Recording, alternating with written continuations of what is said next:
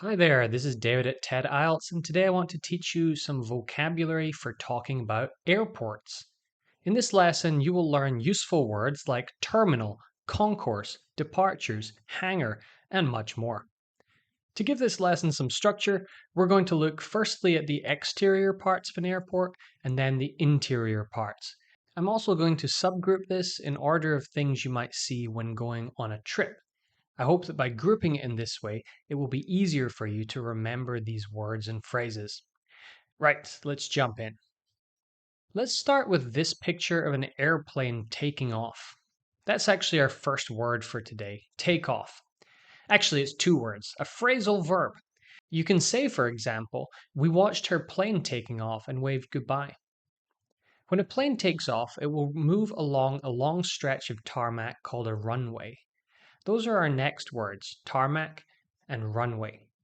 Tarmac is the substance that the runway is made of. Our next word is another verb, to land. In this picture, you can see an airplane coming in to land. That's the word we use when an airplane comes down from the sky and uses the runway. We can say something like, it is quite frightening for a pilot to land a plane for the first time. The next word is a little uncommon. It is the verb to taxi. This is what we say once the airplane has landed on the runway and then moves along the ground slowly in the direction of the airport. You don't hear this word much in daily life, but if you ever fly somewhere, you'll probably hear it after your plane lands. Incidentally, the area where this happens, which is to say the space between the runway and the airport buildings, is called the taxiway. Next, you don't usually see much of these, but airports will have large buildings where airplanes can be stored or fixed. These buildings are called hangars.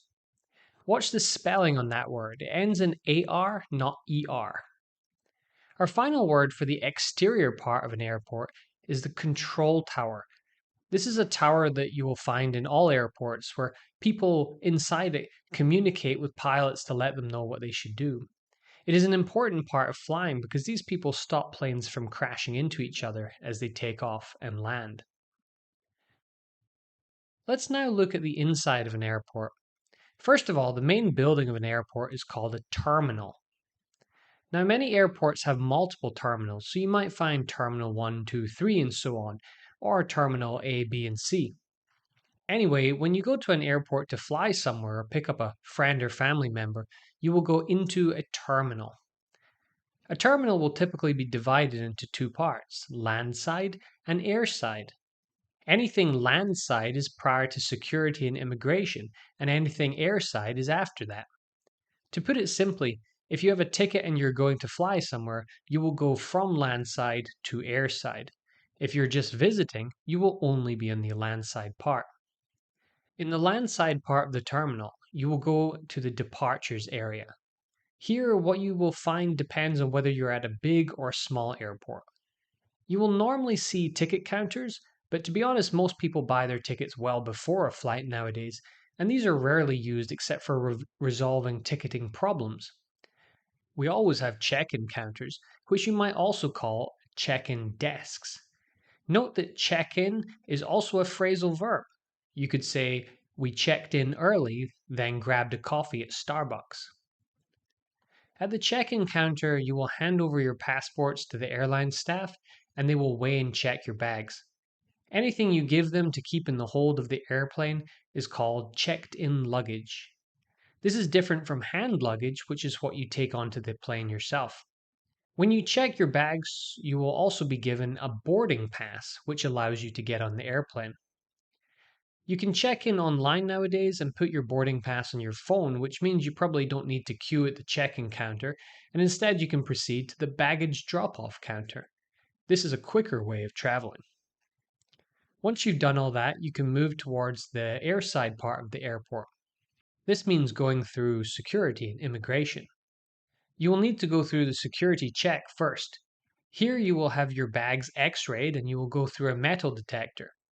Some airports have more rigorous checks involving full body scans and pat-downs. After that comes immigration. Perhaps this should be called emigration because this involves leaving a country. Here, your passport will be checked and you will get a stamp as you leave this counter and go to the next one. If you're flying domestically, you will not go through this stage, and in fact, some countries do not make you go through it at all. Once you've passed through security and perhaps immigration, you will be airside.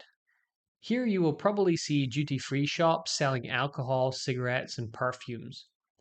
Duty basically means tax, so these are items that theoretically cost less than they do in the country itself, where they're subject to taxation. There will also be shops, bars, cafes, and other facilities, depending on the size of the airport. Most big airports also have lounges. These are spaces for people who are members of certain organizations. If you fly first class, you will probably have access to an airport lounge, as do certain frequent flyers.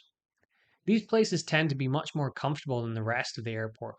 You can see people in reclining chairs in this picture. Ultimately, you want to get on an airplane, so you need to proceed to your gate. That is the place that connects the airport and the airplane. You wait at your gate until it is time to board the plane. We use the verb board for getting on certain vehicles like ships and planes. Large airports may have more than 100 gates, and these will be found along concourses. This word means the stretches of a building that house the gates. A large terminal might have several or many concourses. You often see Terminal 1, 2, 3, and so on, with concourse A, B, and C, and so on inside it. It can be confusing, and in fact, some airports seem to use these terms almost interchangeably, but that's what concourse is supposed to mean. Once you've boarded your flight and flown to your next destination, you will disembark. This is the verb we use to talk about getting off the airplane, although getting off is probably more common, as disembark is slightly more formal and a little old-fashioned. You might do this by walking down a flight of stairs like these people. They might walk to the terminal building, or they might take a bus. Alternatively, you might walk along a jetway like this. These are also called jet walks, jet bridges, air gates, gangways, air bridges, sky bridges, or passenger boarding bridges. There are a lot of names for these things. In any case, it is an enclosed, movable passageway that connects the plane to the gate. Inside the airport, you will go through immigration if you're arriving in a new country, and then you will proceed to the baggage claim or baggage pickup area. Both names are commonly used. Here, your bags will arrive on a baggage carousel. After that, you will pass through customs and into the arrivals area, where you can proceed to find public transportation, a taxi, or be picked up by friends or family. Okay, well, that's all for today, folks. We have completed our journey.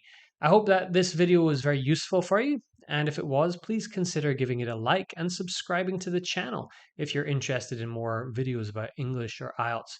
And feel free to leave a comment if there's something you want me to cover in a future video.